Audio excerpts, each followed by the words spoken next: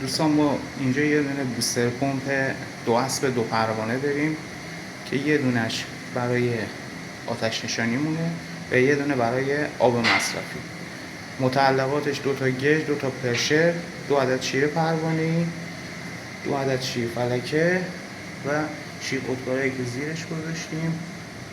اینم قسمت پایینه و نکته مهم این پایینش اینه که شما زمانی که یه دونه فلنچ 7 دارین، وقتی 2 تا مخزن دارین، هیچ وقت حتی اگه یه دونه هم داشته باشین نباید یه دونه 1 اینچ بردارین بیارین، چون به پمپ فشار میاد، ورودی آبتون ضعیف میشه.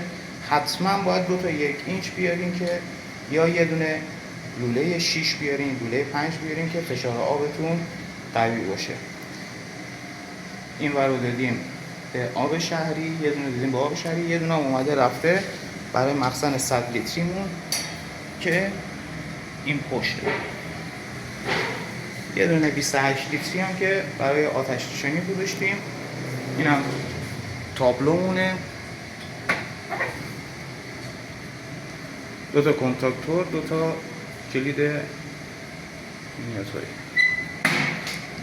این که حالت اتومات و منوال دستیه.